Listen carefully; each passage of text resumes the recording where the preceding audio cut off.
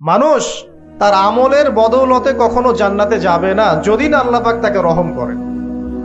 একজন আবেদ ব্যক্তির ঘটনা আছে, এগুলো সহিহ হাদিসের মধ্যেই আছে। 500 বছর আল্লাহ পাকের ইবাদত করেছিল। কত বছর? 500 বছর। তাকে যখন বলা হচ্ছে যে তুমি আল্লাহর রহমতে জান্নাতে যাও, সে বলে বসেছিল যে, বা বলে বসবে কিয়ামতের মাঠে যে আমার আমলের বদৌলতে। তখন আল্লাহ রাব্বুল আলামিন তাকে ডেকে বলবেন যে তোমার সব আমলগুলোকে এক পাল্লায় রাখা হবে, আর আমি তোমাকে যে নিয়ামতগুলো দিয়েছিলাম সেগুলো এখন আরেক পাল্লায় রাখা হবে। দেখা যাবে দুই চোখের যে নিয়ামত, আল্লাহ পাকের দুইটা চোখের যে নিয়ামত যা আল্লাহ মানুষকে দিয়েছেন, ওই 500 বছর ইবাদতের নেকি তার চেয়ে বেশি হয়ে যাবে। মানে দুই চোখের নিয়ামতের চাইতে 500 বছরের ইবাদত কম হয়ে যাবে। তাহলে এই হলো আল্লাহ পাকের রহমতের একটা আমি নমুনা দিলাম যে আল্লাহ পাকের রহমত ছাড়া কেউ জান্নাতে যেতে পারবে না। ওয়াল ইয়াউমিল মাউউদ মানে কিয়ামতের দিন, সেই দিন যেদিন কোন নফসের উপকার করতে পারবে না, পৃথিবীর কোনো সম্পর্ক সেখানে টিকবে না। সূরা আবাসার মধ্যে আল্লাহ পাক বলছেন ইয়াউমা ইয়াফিরুল মারউ মিন আখি, যেদিন ভাই থেকে পালিয়ে যাবে, ওয়া উম্মিহি ওয়া আবি, মানুষ তার বাবা এবং মা থেকে পালিয়ে যাবে, ওয়া সাহিবাতিহি ওয়া বানি, তার স্ত্রী পুত্র সন্তান এগুলো থেকে মানুষ পালিয়ে যাবে। লিকুল্লি ইমরিইম মিনহুম ইয়াউমাইযিন শা'নু ইউগনি, সেই দিন প্রত্যেক মানুষ নিজের নফসের কথা নিয়েই ব্যস্ত থাকবে। সবাই বলবে ইয়া নাফসি ইয়া নাফসি।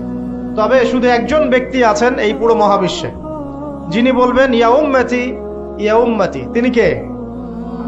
আমাদের প্রিয় নবী মুহাম্মদুর রাসূলুল্লাহ সাল্লাল্লাহু আলাইহি ওয়াসাল্লাম, এই একমাত্র মানুষ যিনি আল্লাহ পাকের সামনে কিয়ামতের মাঠে বলবেন ইয়া উম্মতি ইয়া উম্মতি, হায় আমার, হে আল্লাহ আমার উম্মত, হে আল্লাহ আমার উম্মত। আজকে সেই নবীর আদর্শ আমরা ভুলে গেছি। সেই নবীর সুন্নত পালন করতে গেলে লজ্জা লাগে। ইয়াং জেনারেশন দেখবেন বিটিএস এর সুন্নত পালন করে, ওই যে ম্যানচেস্টার ইউনাইটেডের সুন্নত ফলো করছে। হ্যাঁ, ক্রিকেট প্লেয়ার, ওই যে ফুটবল প্লেয়ার, বলিউডের নায়ক, বলিউডের নায়িকা, হলিউডের নায়ক নায়িকা, এগুলোর সুন্নত ফলো করছে। রাসূলুল্লাহ সাল্লাল্লাহু আলাইহি ওয়াসাল্লামের সুন্নাহ মতো দাড়ি রাখতে লজ্জা লাগে, তার মতো কাপড় পরতে লজ্জা লাগে, হ্যাঁ, তার আদর্শটাকে ফলো করতে লজ্জা লাগে। অথচ সেই মানুষটাই কিয়ামতের মাঠে এই উম্মতের পক্ষে কথা বলবেন যে হে আল্লাহ আমার উম্মত, আমার উম্মত।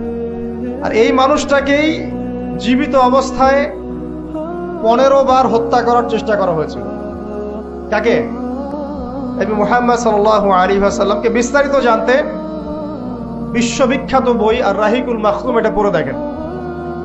জীবন রাসূল সাল্লাল্লাহু আলাইহি ওয়াসাল্লামের পবিত্র জীবনের উপরে একটা সেরা বই আর রাহিকুল মাখতুম পড়ে দেখেন। তাকে প্রায় 15 বার হত্যা করার চেষ্টা করা হয়েছে এবং তাকে প্রায় 16টা গালি খেতে হয়েছে সারা জীবনে। কতগুলা? যার চরিত্রের মধ্যে যাররা পরিমাণ কোনো পঙ্কিলতা নাই, তাকে মানুষ 16টা গালি দিয়েছে। মানুষ বলেছে এই ব্যক্তি জাদুকর, সাহের, নাউজুবিল্লাহ। এই ব্যক্তি কাযযাব, নাউজুবিল্লাহ, মিথ্যাবাদী। মিথ্যাবাদী না, কাযযাব মানে মহা মিথ্যাবাদী। কাযযাব মানে কি? মহা মিথ্যাবাদী। তারপরে বলা হচ্ছে এই ব্যক্তি সাহের, জাদুকর। এই ব্যক্তি হচ্ছে মজনুন, পাগল। এগুলো মানুষ বলেছে আইয়ামে জাহিলিয়াতের মানুষ। এই যে আবু জাহেল, আবু লাহাবরা যে কথাগুলো বলেছিল, আজকের এই সো কল্ড বাক স্বাধীনতার যুগে কিছু মানুষ এই কথা বলে না? বলে না? এরা কার উত্তরসূরি বুঝতে পারছেন? এই যে আবু লাহাব যে বলেছিল ও আলী জামাআতানা লিহাদা, ও সে বলেছিল আলী জামাআতানা লিহাদা। ওই পাহাড়ের নিচে দাঁড়িয়ে আবু লাহাব বলছিল। নবী সাল্লাল্লাহু আলাইহি ওয়াসাল্লাম বলছেন তোমরা সবাই শুধু বলো কুলু লা ইলাহা ইল্লাল্লাহ তুফলিহুন। হে আমার চাচারা, কুরাইশ বংশের যারা আছেন আপনারা, ইয়া মা'আশারাল কুরাইশ, আপনারা শুধু বলেন কুলু লা ইলাহা ইল্লাল্লাহ, খালি একবার বলেন যে লা ইলাহা ইল্লাল্লাহ তুফলিহুন, আপনারা সফল হয়ে যাবেন, আরব আজম উভয়ের রাজত্ব পাবেন। নবীজি বলছেন। তখন আবু লাহাব হাততালি দিয়ে বলছিল আলি হাদা জামাআতানা, এই জন্য আমাদেরকে এখানে একত্রিত করেছো? তখনই হাততালি দিয়ে পাথর নিয়ে রাসূল সাল্লাল্লাহু আলাইহি ওয়াসাল্লামের দিকে নিক্ষেপ করেছে। নাউযুবিল্লাহ।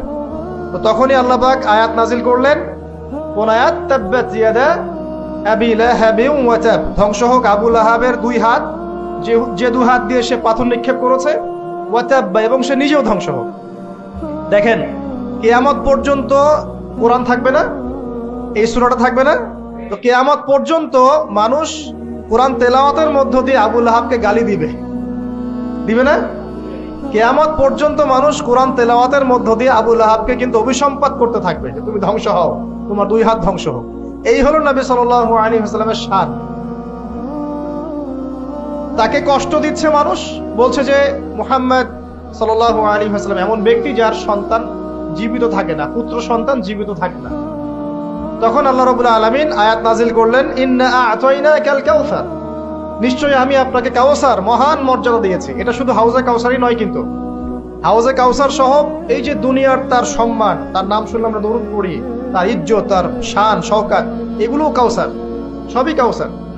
তো নিশ্চয় আমি আপনাকে কাউসার দিয়ে দিয়েছি। ফাসাল্লি লিরাব্বিকা ওয়ানহার, আপনি মন খারাপ করেন না, আপনি আপনার রবের জন্য সালাত আদায় করেন, তার পথে স্যাক্রিফাইস করেন। কুরবানি মানে শুধু কিন্তু পশু কুরবানি নয়, এখানে তার পথে আত্মত্যাগ করা, যেটা রাসূল সাল্লাল্লাহু আলাইহি ওয়াসাল্লাম সারা জীবন করে গেছে। ইন্না শানিয়াকা হুয়াল আবতার, নিশ্চয়ই আপনার যারা শত্রু এরা সব নির্বংশ হয়ে যাবে। ওই যে আবু জাহাবের আবু জাহেলের সুন্নতগুলো কিন্তু এখনো চালু আছে। দেখবেন সুযোগ পেলেই মানুষ রাসূলুল্লাহ সাল্লাল্লাহু আলাইহি ওয়াসাল্লামের পবিত্র চরিত্র নিয়ে কথা বলে। তো যারা অজ্ঞ তাদের ব্যাপারে আমাদের আফসোস অতটা নয় যতটা আমাদের এই মুসলিম যুবকদেরকে নিয়ে আমাদের আফসোস। এই মুসলিম পরিবারে জন্মগ্রহণ করার পরেও আজ পর্যন্ত কেউ রাসূলের জীবনী পড়ে দেখলো না, আজ পর্যন্ত রাসূলের সুন্নাত ফলো করার সুযোগ হলো না, তৌফিক হলো না। 5 ওয়াক্ত নামাজটুকু পড়তে পারছেন না, দাড়িটা ছাড়তে পারছেন না, টাকনুর উপরে কাপড় উঠাতে পারছেন না, হারাম রিজিক ছাড়তে পারছেন না, মাদক ছাড়তে পারছেন না, জিনা পর্ন ছাড়তে পারছেন না। অথচ আপনি রাসূলুল্লাহ সাল্লাল্লাহু আলাইহি ওয়াসাল্লামের উম্মত। আপনার জন্যই আমার জন্যই নবী সাল্লাল্লাহু আলাইহি ওয়াসাল্লাম কালকে আমাদের মাঠে সুপারিশ করবে ইনশাআল্লাহ তাআলা। তো সুপারিশ পেতে হলে তো যোগ্য হতে হবে নাকি? একটা সুপারিশ পেতে হলে তো যোগ্য হতে হবে। যোগ্যতা কি? এক বাক্যে উত্তর হচ্ছে আপনার 24 ঘন্টাকে আপনি নবী সাল্লাল্লাহু আলাইহি ওয়াসাল্লামের সুন্নাহ দিয়ে ঢেলে সাজাবেন। একদম উঠবেন, বসবেন, খাবেন, চলবেন, ফিরবেন, কথা বলবেন, নামাজ পড়বেন, যত কাজ আছে সব হবে কার তরিকায়? রাসূল সাল্লাল্লাহু আলাইহি ওয়াসাল্লামের তরিকায়। যদি এটা শিখতে না পারেন, ওই যে আল্লাহর রাস্তায় সময় দিচ্ছে ভাইরা, 3 দিন 7 দিন 40 দিন চলে যান, দেখবেন 40 দিনের মধ্যে আপনাকে সুন্নত শিখে বাসায় পাঠিয়ে দিবেন ইনশাআল্লাহ। এমন কোন জামাত নাই যেটা 100% পরিশুদ্ধ আছে। তো ওই বিতর্কিত বিষয়গুলো ছাড়েন, বিতর্কিত বিষয়গুলো আপাতত ছেড়ে দেন। সুন্নতটা তো শিখাবে আপনাকে তো নামাজটা শিখাবে, জামাতে নামাজের পাবন্দি শিখাবে, হাদিস চর্চা শিখাবে, তালিম করা শিখাবে, দাওয়াত দেওয়া শিখাবে। এটুক শিখে চলে আসে। কমপক্ষে আপনি আপনার ব্যক্তি জীবনটাতে রাসূলের সুন্নাহটা প্রতিষ্ঠা করেন। সারা দুনিয়ার মানুষ সুদ খায় খাক, অর্থনৈতিক জীবনে গিয়ে আমি সুদ খাবো না। প্রয়োজনে কৃষিকাজ করে খাবো, মাছ চাষ করে খাবো, গরু ছাগল প্রতিপালন করব, তারপরও সুদ খাবো। আমি ব্যবসা করতে গিয়েছি, ওখানেও নবীর সুন্নত লাগবে, আমি মাপে কম দিতে পারবো না। সারা দুনিয়ার মানুষ দেয়, দেখ, সারা দুনিয়ার মানুষ মজুদ করে করুক, আমি করব না। সারা দুনিয়ার ব্যবসায়ীরা কালোবাজারি করে করুক, আমি করব না। একজন মুসলিম যুবকের চরিত্র হবে এমন। চাকরি করতে গিয়েছেন, চাকরি করা অবস্থায় যদি দেখেন যে হ্যাঁ আপনি নীতি নৈতিকতা বজায় রেখে করতে পারছেন, আলহামদুলিল্লাহ। যদি দেখেন এখানে আপনি ইসলামে টিকতে পারছেন না, রিজাইন দিয়ে চলে আসেন, এসে নিজস্ব প্রজেক্ট তৈরি করেন। এমন অনেক মানুষকে আমরা চিনি যারা বড় বড় চাকরি ছেড়ে দিয়ে, হারাম চাকরি ছেড়ে দিয়ে কৃষিকাজ করেছে, করে আল্লাহ পাক তাদেরকে এখন স্বাবলম্বী করেছে। রিজিক কার হাতে ভাই? আল্লাহর হাতে। আর কোরআনে কিন্তু বেশি থেকে বেশি কৃষিভিত্তিক অর্থনীতির কথাই বলা হচ্ছে। দেখবেন, কোরআন পড়ে দেখবেন, বেশি থেকে বেশি কৃষিভিত্তিক অর্থনীতির কথাই বলা হচ্ছে এবং ব্যবসার কথা বলা হচ্ছে। এর মানে এই না আপনি চাকরি করতে পারবেন না, পারবেন। যদি আপনি চাকরি করা অবস্থায় কোরআন সুন্নাহ ফলো করতে পারেন, আলহামদুলিল্লাহ। যদি না পারেন, প্রতিবন্ধকতা থাকে, একেবারেই পারছেন না, দেয়ালে পিঠ থেকে যাচ্ছে, ছেড়ে দেন। পরকালটাকে ইহকালের জন্য নষ্ট করেন না। আল্লাহ পাক বোঝার তৌফিক দান করুন। এবার সমাজ চালাবেন, এখানেও রাসূলের সুন্নাহ প্রয়োজন আছে। মন গড়া সুন্নত দিয়ে সমাজ সংস্কার হবে না, রাসূলের সুন্নত দিয়েই সমাজ সংস্কার হবে ইনশাআল্লাহ তাআলা। দাওয়াতি কাজ করব, সেখানেও রাসূলের সুন্নত লাগবে। মন গড়া স্টাইলে দাওয়াতি কাজ করা যাবে না। যেটা বলবো, যেটা করব, যেটা মানুষের জন্য কল্যাণকর মনে করবো, এটা রাসূলের পক্ষ থেকে দলিল থাকতে হবে। আল্লাহ পাক আমাদেরকে বোঝার তৌফিক দান করুন, আমিন। এবং এখানে শৈথিল্যতা প্রদর্শন করা যাবে না দাওয়াতের ক্ষেত্রে। গোল আলু মার্কা সব তরকারিতেই চলে, এমন চললে হবে না। আবার খুব চরমপন্থী, মানে পান থেকে চুন খসলেই একজনকে খারেজি ফতোয়া দিয়ে একদম ভিতরে ঢুকাই দিচ্ছে, এইসব চলবে না। মধ্যমপন্থী তরিকা লাগবে। ওয়াকাযালিকা জাআলনাকুম উম্মাতান ওয়াসাতা, আল্লাহ পাক বলছেন এভাবেই আমি তোমাদেরকে মধ্যমপন্থী উম্মত করেছি। মধ্যমপন্থী উম্মত, যারা শৈথিল্যতা প্রদর্শন করবে না, আবার চরমপন্থীও হবে। চরমপন্থায় গিয়ে কোনো লাভ হয়? চরমপন্থায় গিয়ে ইসলামের উল্টা ক্ষতি হচ্ছে। আবার শৈথিল্যতাবাদী ওই আকীদায় চলে গেলে সমস্যা। তখন দেখা যাবে হারাম হালাল সব গুলায় ফেলছেন, আর একটা গোলালু মার্কা কনসেপ্ট নিয়ে কবরে যাওয়া লাগতেছে। আল্লাহ পাক বোঝার তৌফিক দান করুন, আমিন। এক কথায় প্রিয় ভাইয়েরা, ওই কিয়ামতের মাঠে রাসূলুল্লাহ সাল্লাল্লাহু আলাইহি ওয়াসাল্লামই একমাত্র সত্তা যিনি পুরো উম্মার জন্য সুপারিশ করবেন ইনশাআল্লাহ। সেই সুপারিশ পাওয়ার যোগ্য হতে হলে আমাদের চলনে বলনে কথায় কাজে ব্যবসা অর্থনীতি সব ক্ষেত্রে রাসূলের সুন্নাহকে সর্বোচ্চ অগ্রাধিকার দিতে হবে। অনেক আদর্শের কথা আমরা বলি, সবচেয়ে সেরা আদর্শ মুহাম্মদ সাল্লাল্লাহু আলাইহি ওয়াসাল্লাম।